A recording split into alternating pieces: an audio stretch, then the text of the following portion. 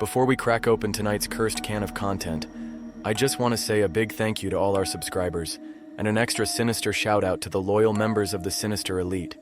You legends help keep the darkness alive. If you're enjoying the stories and want to take it a step further, hit that like button, make sure you're subscribed, and consider joining the Sinister Elite by clicking that join button below. Members get access to creepy custom emojis and exclusive Sinister Elite badges that level up the longer you survive with us. It's like loyalty, but spookier. All right, lights off, headphones in, and let's summon something we'll all regret.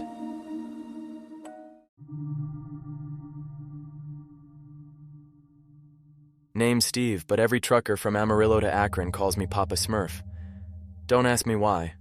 Probably the blue hoodie, probably the beard, probably because I'm the guy who'll hand you a fresh coffee and a one-liner when your rig's coughing like a 2-pack-a-day walrus. I run nights for Swift. Yeah, I know the jokes. See a truck in the ditch? Must say Swift har har. I've heard 'em all. Yet here I am, 12 good tires, 2 that pray daily, hauling America's party supplies through the witching hours. Paper plates, cups, napkins, Dixie dreams rolling across blacktop that hums like a busted hymn. I've got 3 rules, carved into my brain like mile markers on bone. Don't leave the truck after midnight. Don't go into the woods at night. Never stop for a pee unless it's a proper truck stop.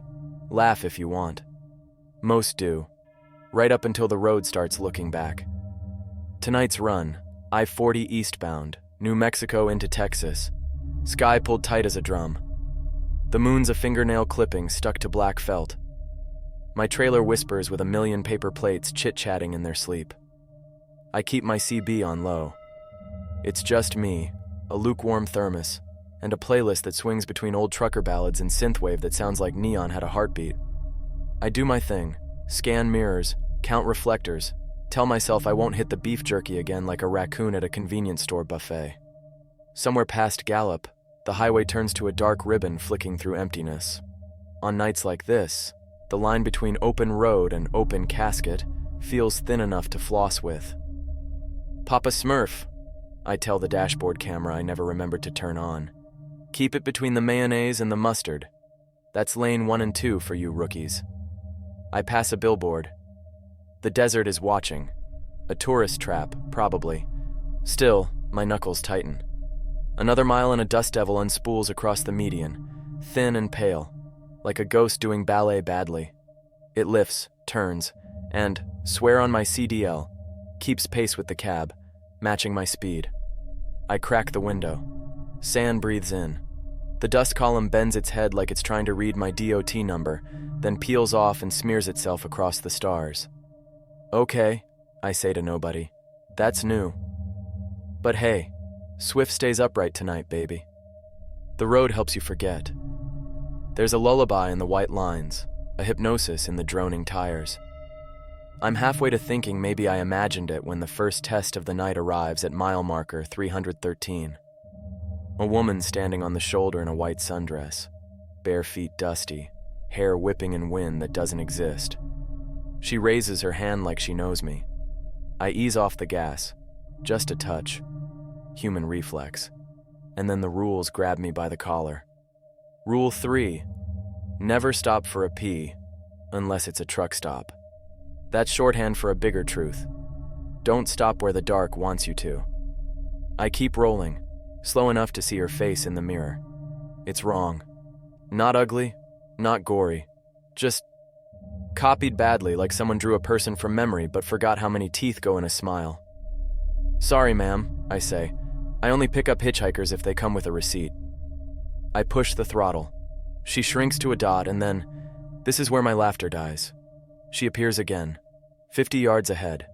Same dress, same dust, same lifted hand. The temperature drops. My windshield fogs from the outside. I flip the wipers and watch her smear into mist and reassemble. Closer, closer, the way a nightmare rehearses. I downshift. The engine growls like an irritated bear. Not tonight, I tell her, and test the horn. The sound rolls across the desert like a shockwave.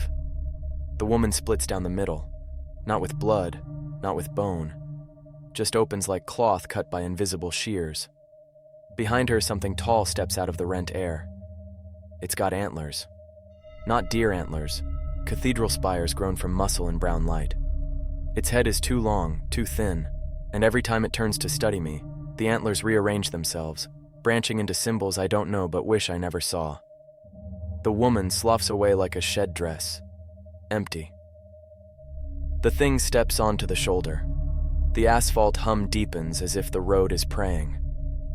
Rule 2. Don't go into the woods at night. Out here, the woods can be a roadside thicket, or the black between the moonbeams, or a sliver of unmapped space where things forage for stories to wear. Not going in doesn't just mean trees. It means don't cross the border between sense and that whisper on the other side. I lock my gaze on the center line and keep the rig steady. The antlered thing tests the lane like it's tasting the temperature of a pool. Its breath blooms on my windshield in antler-shaped frost. My wheels thrum a warning rhythm. Ba-dum, a heartbeat for metal. The thing tries to mirror me. It fails. It shivers like bad reception, and for a second I see something behind it. Pine shades. A roadside chapel with a door nailed shut. A tangle of legs that might be spider. Might be men. I laugh then, because it's that or scream, and the laugh tastes like burnt coffee. Buddy, I say, you can't spook a swift driver. We're born in ditches and climb out mean. The road breaks the spell. The thing folds into shadow like a paper crane tossed into a well. My mirrors show nothing but night. The temperature inches back up. I roll the window down and let wind slap my face, just to prove it's still there. A way station looms. Lights dead. Open sign flickering like it forgot how to spell. I consider skipping, but habit is habit. I pull onto the ramp slow as a confession. The station's windows glow a sick little green, like a fish tank where all the fish decided to learn tax law. Nobody's inside. At least nobody human.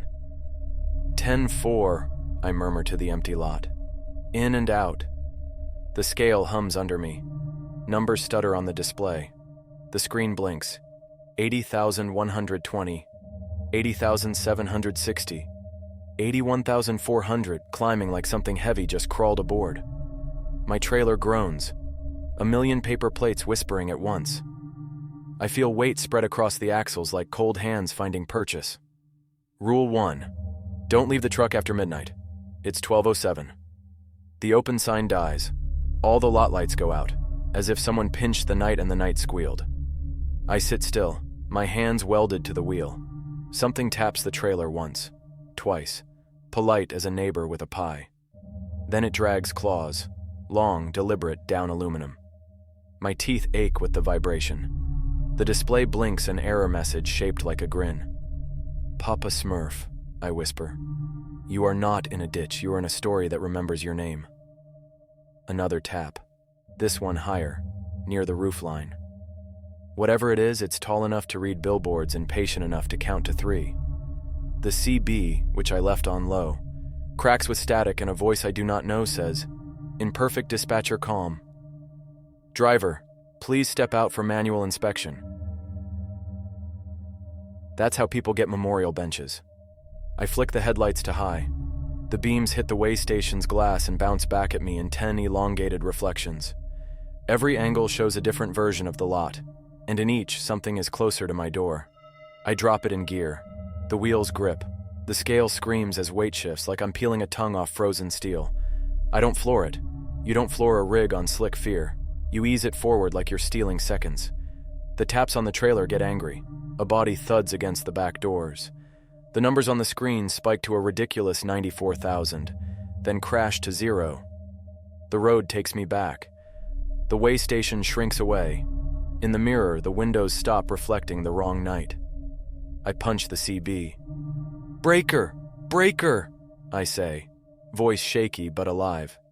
This is Papa Smirf.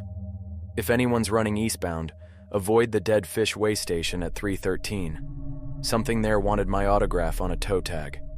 Static. Then a chuckle. Tinny. Distant. 10-4, Smurf. You keep that blue hoodie shining. Problem is, I didn't say anything about my hoodie. I drive on, hands steady, humor hanging by a thread. The road is a promise and a threat, and I've got 4 states to cross before dawn. First night's lesson stands like a billboard. The rules aren't funny until they save your life. The desert gave way to scrubland and dark mesas, then into the long nothing of the Texas Panhandle. A whole lot of flat with just enough tumbleweed to remind you wind exists. It's about 1:42 a.m., and I'm running on caffeine, adrenaline, and the kind of fear that hides behind bad jokes. Note to self, I mutter. No more way stations. Those ghosts charge by the axle. My radio hisses softly, the CB's orange light glowing like a dying campfire. I hum a little to keep the silence from swallowing me whole. Some country song about beer, heartbreak, and bad breaks. It's quiet for too long. That's how you know trouble's thinking about you. Then, a voice slides through the static. You still out there? Papa Smirf? It's gravelly, slow, like someone chewing on the signal itself. Yeah, I answer. 10-4, still upright. Who's this? You passed me back at 3:07. Nice rig. Blue lights on the cab, I glance up. The marker I passed last said 322. That's 15 miles back. No headlights behind me. Appreciate the compliment, I say, but I'm the only idiot rolling tonight. Not for long. The radio cuts out with a hiss, like something shushing itself. A chill sneaks up my arms. My mirrors show nothing. No headlights, no taillights, not even a reflection from a road sign. The world's empty. Me and the hum of diesel against a black horizon that feels too big for one man. Rule 1 hits me again. Don't leave the truck after midnight. I repeat it like a prayer. But nature doesn't give a damn about rules.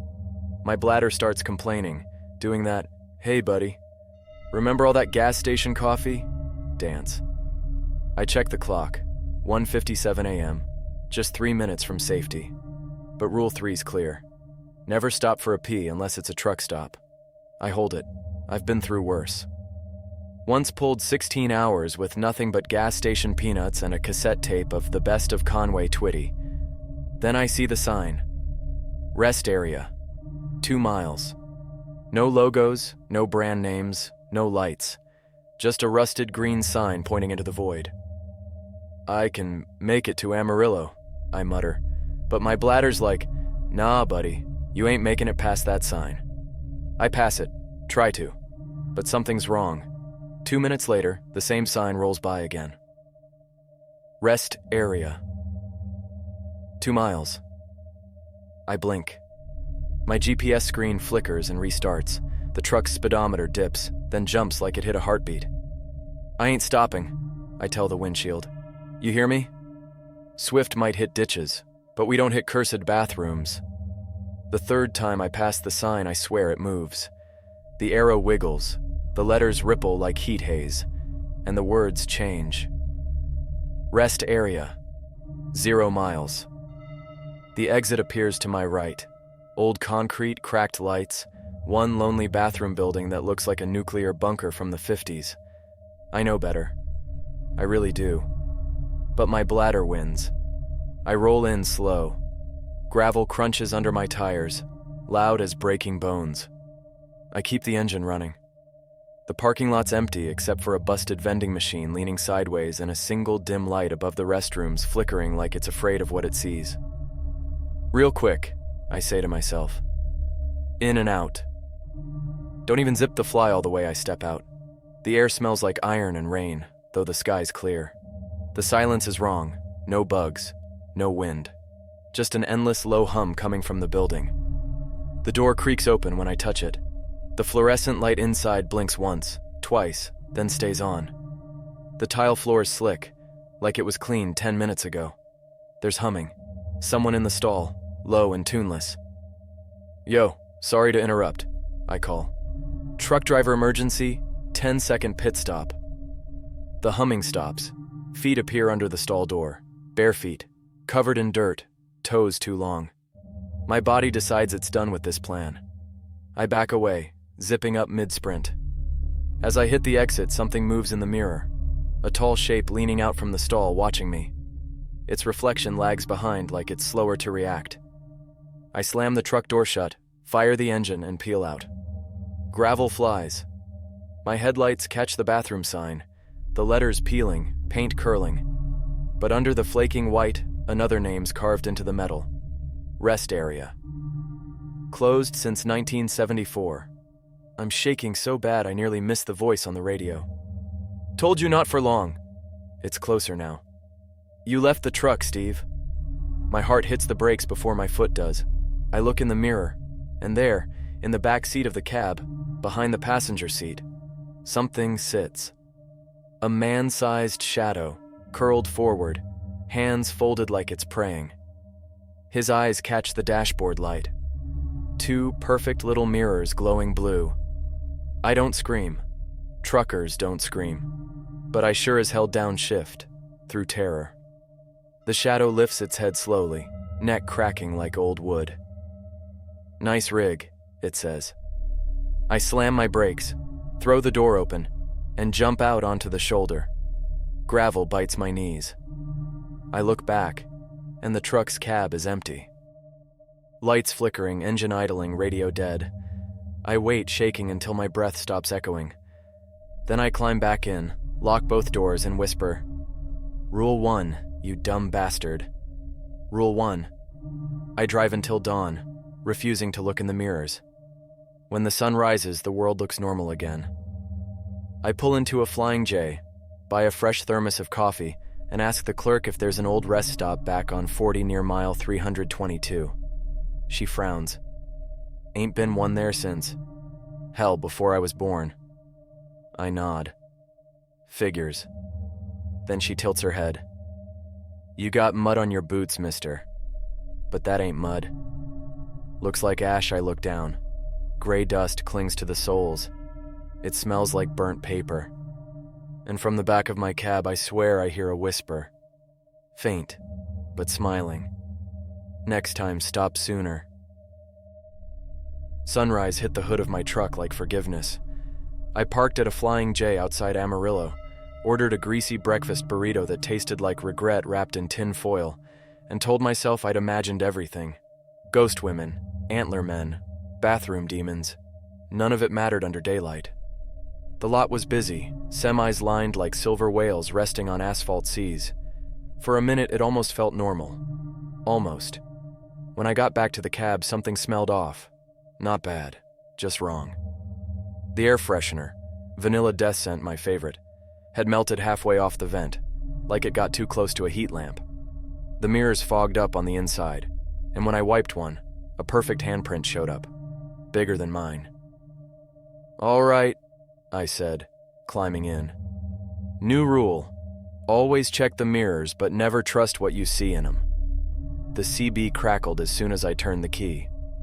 "Papa Smirf," the voice drawled. "You breaking your own commandments again?" I froze. That same gravel in a blender voice from last night. "Who is this?" Static. Then, "Keep it between the ditches, Smurf. You got a shadow riding with you." The line went dead. I checked the passenger seat. Empty. The back bunk? Empty. But the smell of ash lingered. It clung to my hoodie, my beard, even the dash. I wiped at it, but the residue just smeared like wet soot. I had a delivery to make in Oklahoma by 6 p.m., so I pushed east. The highway stretched like an old scar through endless yellow fields. The radio barely worked, just preachers and static.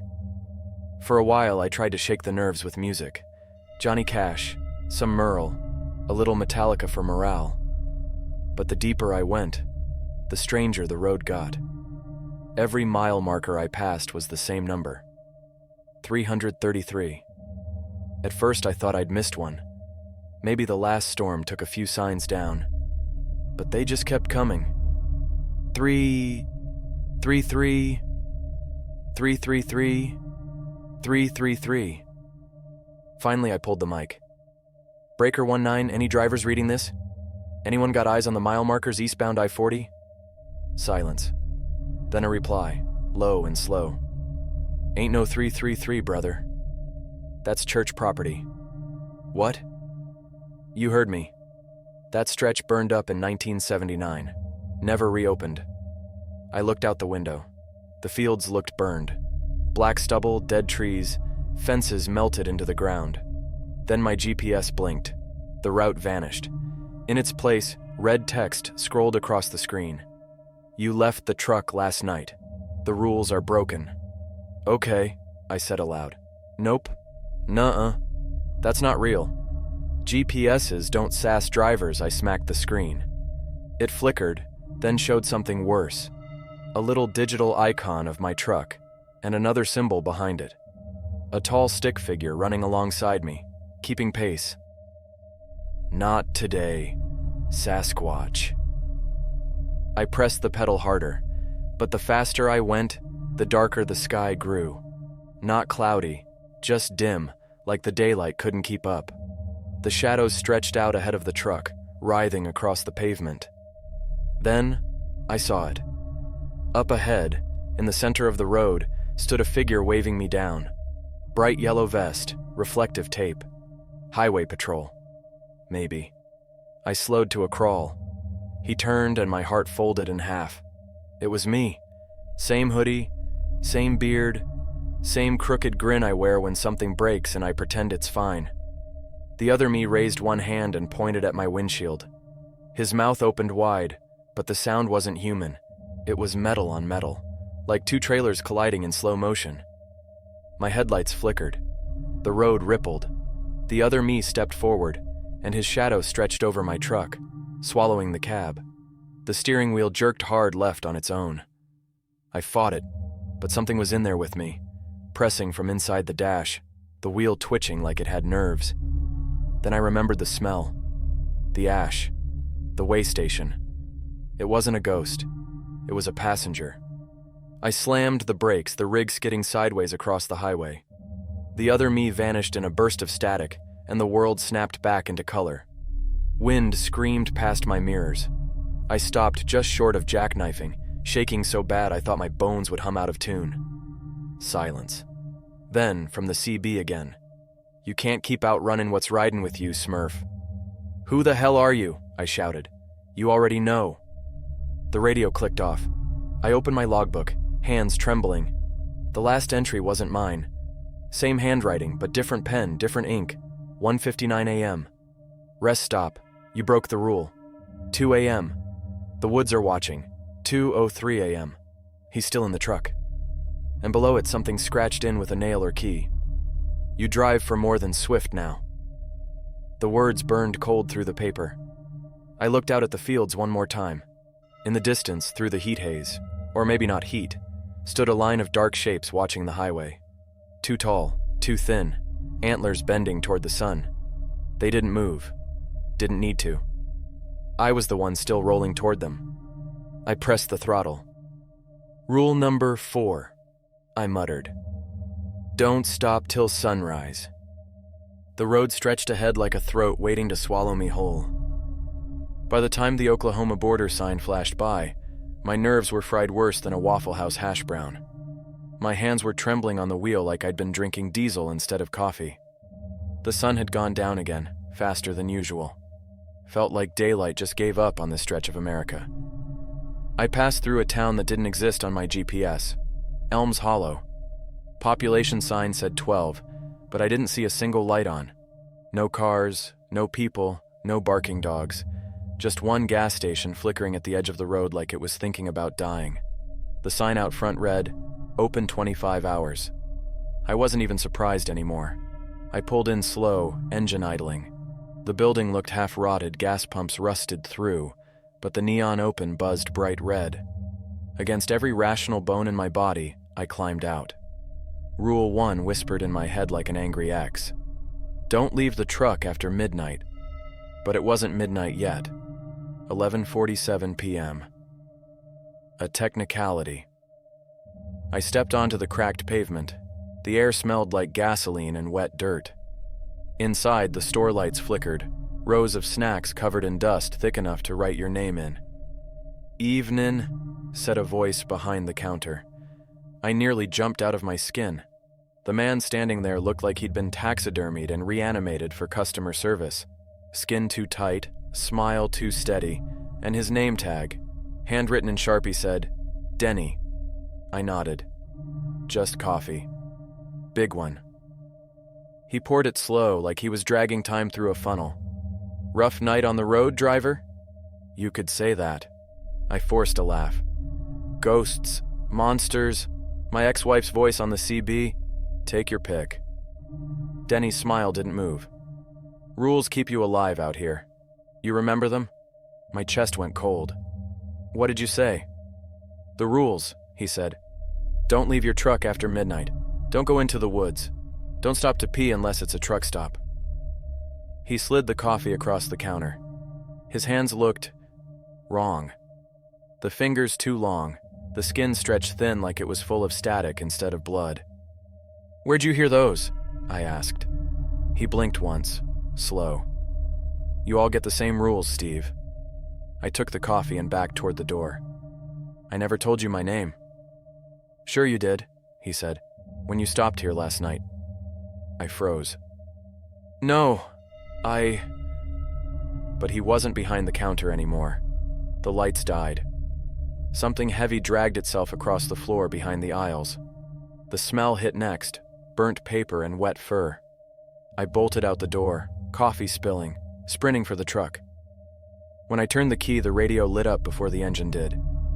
You went inside again, Smurf? Leave me the hell alone, I shouted. You're already in the woods. The world outside my windshield changed like someone flipped a slide projector. The gas station flickered out. The asphalt vanished. My headlights now cut through trees, gnarled, black, endless.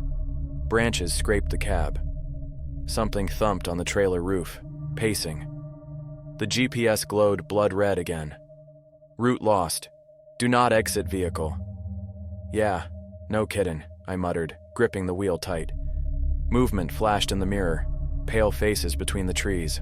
Some human, some not. Antlers, teeth, claws tapping on bark. The CB crackled again.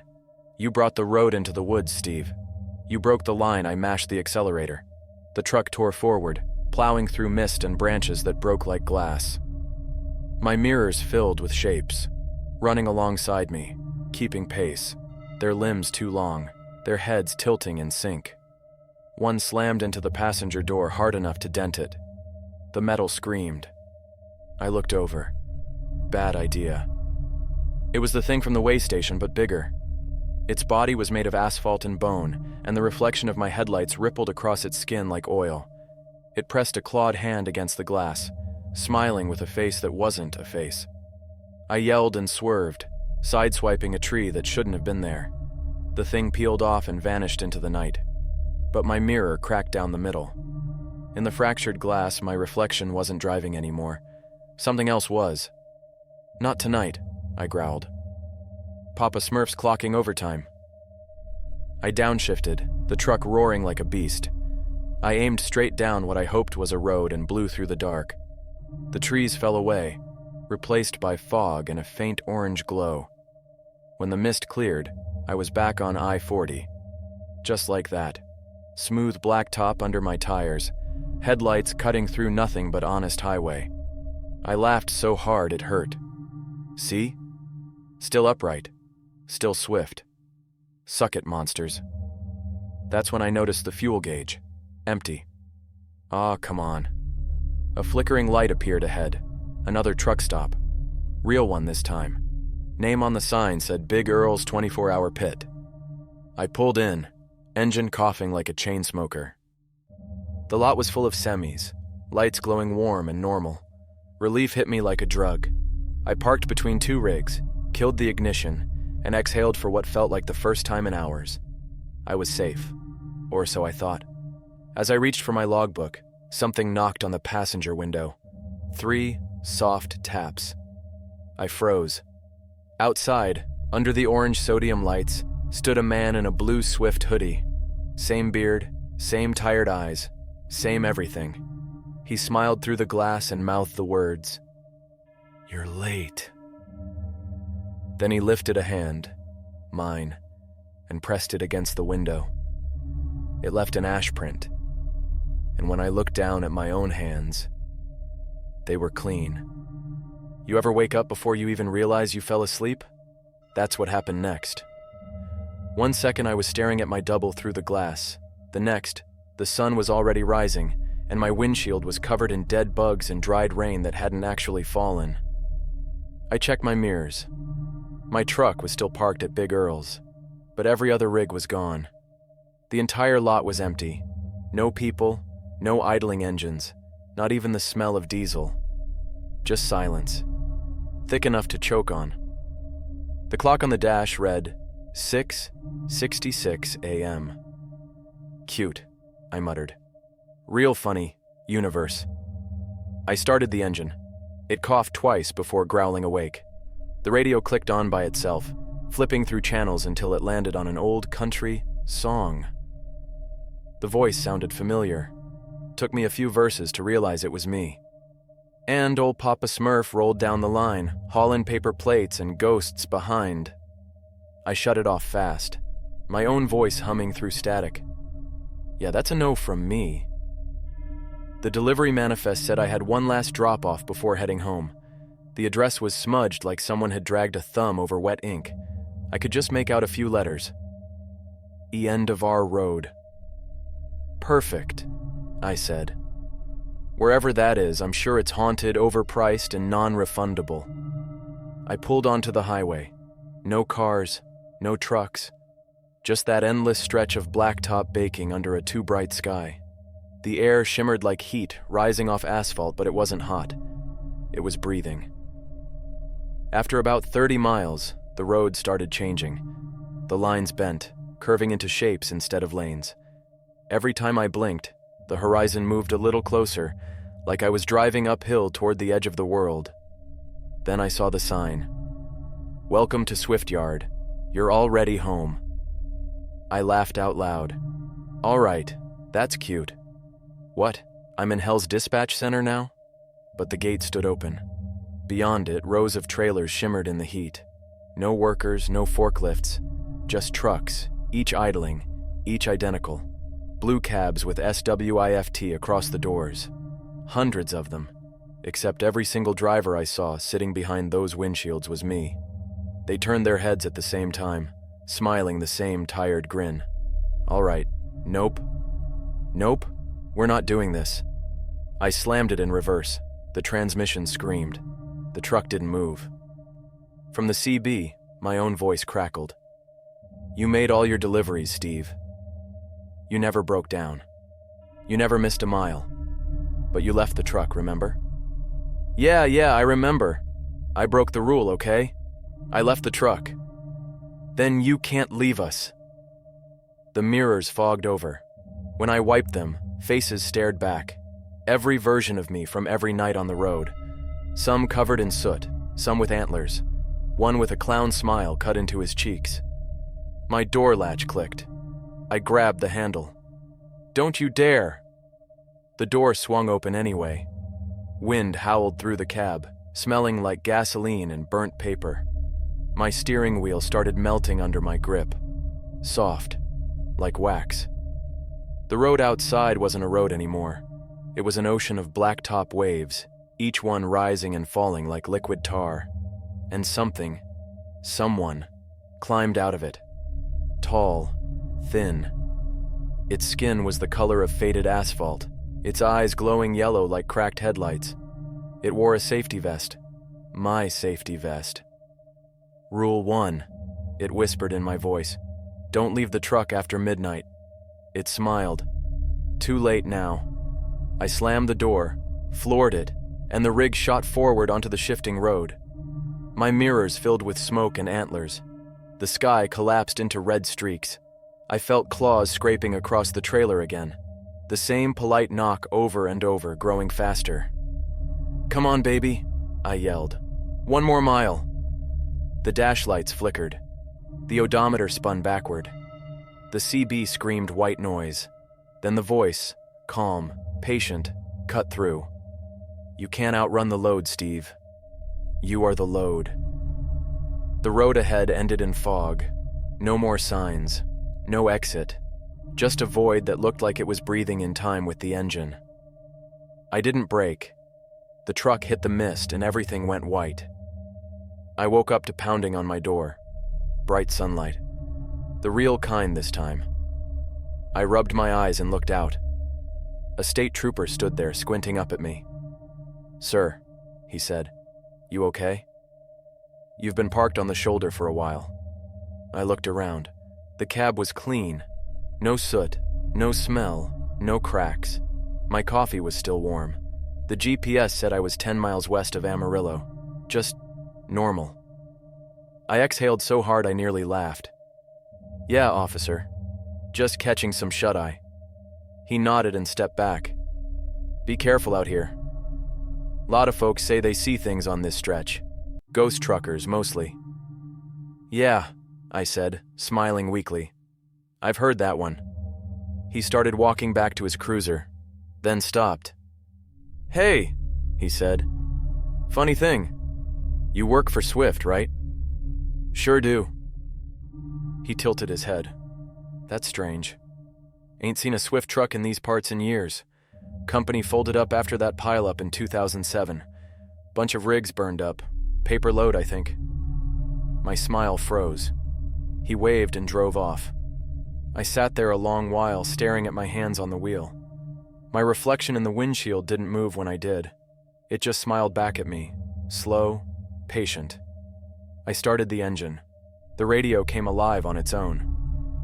"Breaker, breaker," said a voice that sounded a lot like mine. "This is Papa Smirf." Rolling eastbound. Eternal Hall. Keep the rules, boys, and keep it between the ditches. The signal faded.